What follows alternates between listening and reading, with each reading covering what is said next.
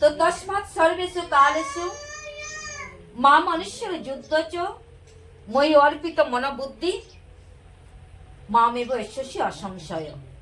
ভগবান শ্রীকৃষ্ণ অর্জুনকে বলেছিলেন, হে অর্জুন, তুমি শুধু আমার শরণাপন্ন হও এবং সর্বক্ষণ সদা সর্বক্ষণ আমাকে স্মরণ করো। আমার শ্রীচরণে অর্থাৎ আমাতে তোমার এই দেহ, তোমার মন সবকিছু অর্পণ করো। ভগবান কৃষ্ণ কৃষ্ণ কৃষ্ণ যে নাম নিলে আমরা যে নাম মুখে উচ্চারণ করলে ভগবানের নামের প্রতি আমাদের মনটা দাবিত হয়, আকর্ষণ হয়। কৃষ্ণ অর্থাৎ শব্দের অর্থ হলো আকর্ষণ করা, মনকে আকর্ষণ করে। যদি জপমালা জপ করো, যতই কাজ থাকুক না কেন, মন যদি এক দৃষ্টিতে সেই জপের মধ্যে নিবিষ্ট হয়ে যায়, এতে মালাতে জপ করো আর পরে জপ করো আর মনে মনে জপ করো, অন্য কিছু ইচ্ছা যাবে না। হরি বল। জাগে কি? জাগে না, কারণ মন এখানে নিবিষ্ট হয়ে গেছে। তাই মধুর থেকে মধুর লাগে, আরো ইচ্ছা হয় যেন আরো কিছু নাম জপ করি।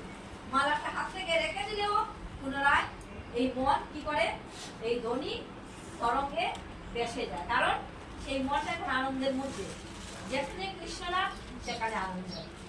ভগবানের আরেকটি নাম হলো ভগবান হলো আনন্দ। ভগবান আরেকটি নাম আনন্দ, সৎ চিত আনন্দ।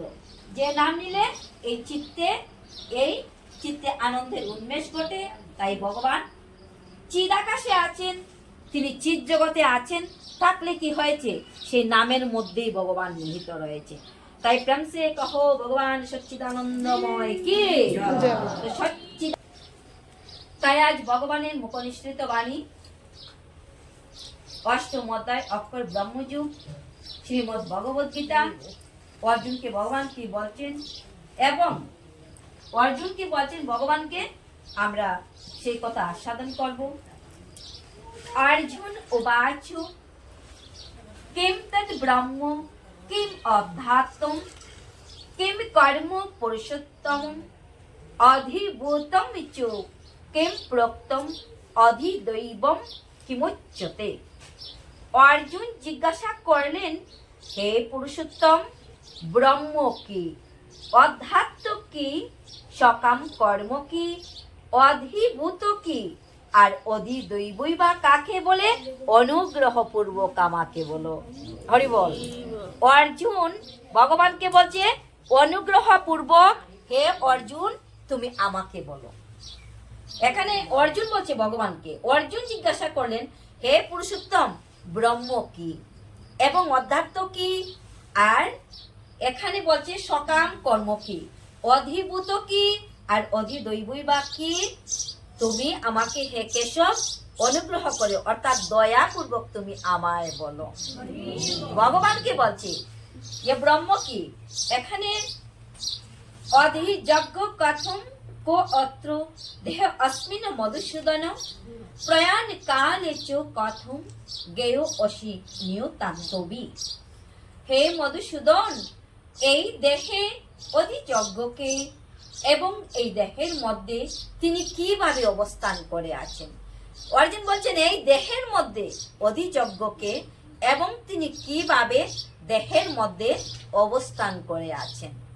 অর্জুন কাদের জন্য বলছে? আমাদের জন্য বলছে। অর্জুন কি জানতেন না, যেহেতু গুরু শিষ্য পরম্পরা দ্বারায় যুগে যুগে ওনারা পৃথিবীতে এসেছেন, তাই অর্জুনের সেই জ্ঞান অবশ্যই ছিল। অর্জুন এখানে না বুঝার বান করার মুখ্য উদ্দেশ্য হলো আমাদের মতো জীবদেরকে শিক্ষা দেওয়ার জন্য, যাতে আমরা ভগবানের সেই রূপ, ভগবানের কি, আমাদের কর্ম কি, এই সব কিছু জানার জন্য এখানে ভগবানকে অর্থাৎ মধুসূদনকে প্রশ্ন করছেন, মৃত্যুকালে জিতেন্দ্রীয় ব্যক্তিরা কিভাবে তোমাকে জানতে পারবে। হরি বল। মৃত্যুর সময় জিতেন্দ্রীয়, এখানে জিতেন্দ্রীয় বলার কারণ কি, যিনি বা যে ভক্তরা ইন্দ্রিয়কে জয় করতে পেরেছেন, চক্ষু, কর্ণ, নাসিকা, জিহ্বা, ত্বক, বাক, পানি, পাদ, পায়ু, উপস্থ, এবং মন, এগুলিকে যারা জয় করতে পেরেছেন ওনাদের কি বলা হয়? জিতেন্দ্রিয়। এক কথায় প্রকাশ করো, যিনি ইন্দ্রিয়কে জয় করতে পেরেছেন এক কথায় হলো জিতেন্দ্রিয়। তো এখানে এক কথায় বলছে অর্জুন, মৃত্যুর সময়ে জিতেন্দ্রিয় ব্যক্তিরা তোমায় কি করে জানতে পারবেন? হে দয়াময়, তুমি দয়া করে বলো। হরি বল। ভগবান উত্তর দিলেন, শ্রী ভগবান উবাচ অক্ষরম ব্রহ্ম পরবম স্বভাব অধ্যাত্ম উচ্যতে ভূত ভাবুত বভ কর বিসর্গ কর্ম সঙ্গীত। পরমেশ্বর ভগবান বললেন, নিত্য বিনাশ রহিত চিন্ময় জীবকেই বলা হয় ব্রহ্ম। তাহলে নিত্য বিনাশ কোন জীব? প্রতিদিন জীবগণ যায় জমগড়ে, আর অবশেষে তাকে যারা তারা ইহা মনে করে আমরা তো চিরজীবী নাহি হব কয়, ইহা হতে কি আশ্চর্য কহ মহাশয়। এটা কার ছিল? এই উত্তরটা বলেছিল যুধিষ্ঠির মহারাজ। কাকে বলেছিল? বকরূপী ধর্ম মহারাজকে। যখন প্রশ্ন করেছিল যে এই সংসারে আশ্চর্য হওয়ার কারণ কি, তার উত্তরটা এটাই হলো যে প্রতিদিন জীবগণ যায় যমগড়ে, আর অবশেষে তাকে যারা তারা ইহা মনে করে আমরা তো চিরজীবী নাহি হব কয়, ইহা হতে কি আশ্চর্য কহ মহাশয়। তো এখানে বলা হয়েছে, এখানে বলছে প্রতিদিন অর্থাৎ নিত্য, প্রতিদিন নিত্য, নিত্য বিনাশ সহিত চিন্ময় জীবকে বলা হয় ব্রহ্ম। প্রতিদিন জীবগণ কোথায় যাইতেছে? জমের গড়ে যাইতেছে। চিন্ময় কেন বলা হয়েছে? ব্রহ্ম কেন বলা হয়েছে? এই যে জীবাত্মা, এই জীবাত্মার মৃত্যু নেই, এই জীবাত্মার কখনো মরণ হয় না। আমাদের দেহের মধ্যে যে জীবাত্মা রূপী যে রয়েছে, যিনি রয়েছেন, ওনাকে বলা হয়েছে এখানে ব্রহ্ম। আমাদের যে প্রত্যেকের যার যার দেহ অনুযায়ী স্বভাব আছে, সেই স্বভাবকে এখানে অধ্যাত্ম বলা হয়েছে। জীবের জড় দেহের উৎপত্তিকর সংসারই হলো কর্ম। হরি। ব্রহ্ম অবিনশ্বর, নিত্য, শাশ্বত এবং সর্বদা অপরিবর্তনীয়। জীবাত্মার পরিবর্তন হয় কি? জীবাত্মা যেমন ছিল তেমনি আজও আমার হৃদয়ে আছে, কিন্তু শুধু আমার দেহের পরিবর্তন হয়েছে। কালো কেশ সাদা হয়েছে, দন্ত ধীরে ধীরে ধীরে ধীরে নড়ছে, পরেও গিয়েছে। হরি বল। পরেও গিয়েছে, শুধু নড়েনি, পড়েছেও। আমার দুইটা। রাধে রাধে। তো যাই হোক, আমাদের দেহের শুধু পরিবর্তন, কিন্তু জীবাত্মার কখনো পরিবর্তন হয় না। শিশু যখন দর্পণ দিয়ে, শিশুকাল ছিল তার, দরুন সাপোজ তার বয়স 3 বছর, সে যে দর্পণটি অর্থাৎ আয়না দিয়ে মুখ দর্শন করছে, আজকাল তার 20 বছর হয়েছে, অর্থাৎ যৌবনে পদার্পণ করেছেন, কিন্তু আয়নাটা আজও রয়েছে। আয়নাটার পরিবর্তন হয়েছে কি? আয়নাটার পরিবর্তন হয়নি। শিশুকালে যেমন ছিল আজও তেমনি আছে। দর্পণের সঙ্গে এখানে জীবাত্মাকে তুলনা করা হয়েছে। দর্পণ দিয়ে আমাদের কি করি? চেহারাটা দেখি। শিশু, যৌবন, বৃদ্ধ বয়স হলে কি রূপ আমাদের, কিন্তু এই জীবাত্মার কখনোই পরিবর্তন হয় না। নৈনম চিন্তন্তি শস্ত্রাণি নৈনম দহতি পাবক ন চৈনম ক্লেদন্তি আপন ন সুশয়তি মারুত। অর্থাৎ এই জীবাত্মাকে তরবারি দ্বারা ছেদন করা যায় না, অগ্নি দ্বারা দগ্ধ করা যায় না, এবং বায়ু দ্বারা শুষ্ক করা যায় না। আত্মা নিত্য, শাশ্বত, অজেয়, অমর। শুধু কি করে? দেহের পরিবর্তন ঘটে। আর এই যে জীবাত্মা এক দেহ থেকে আরেক দেহে যাত্রা করে। বলো কৃষ্ণ প্রীতি প্রেমানন্দে।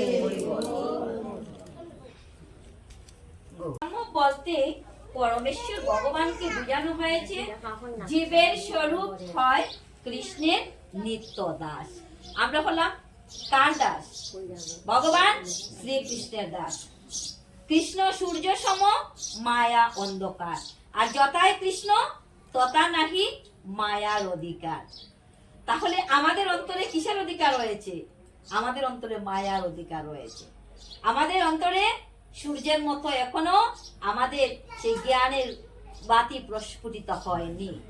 কেন হয়নি? এখানে আমরা ভগবানকে কি বলে এসেছিলাম? হে প্রাণ গোবিন্দ, এবার এই জগতে গিয়ে শুধু আমি তোমার ভজনা করবো প্রভু। আর সেই কথা ভুলে গিয়ে আজ মায়ার দাসত্ব করছি। মায়ার দাসে যে বসে আছি, কোথায় কৃষ্ণের দাস? কৃষ্ণের দাস হলাম কি? ভগবান আমাদের ইচ্ছা নেই। আমাদের ইচ্ছা আরো কিছু সময় যখন পুত্রের হাতে সংসার দিয়ে আমার অপশন নেওয়ার কথা, তখন বৌমার হাতে চাবি দিয়ে আমার অপশন নেওয়ার কথা, তখন আমি কি করব?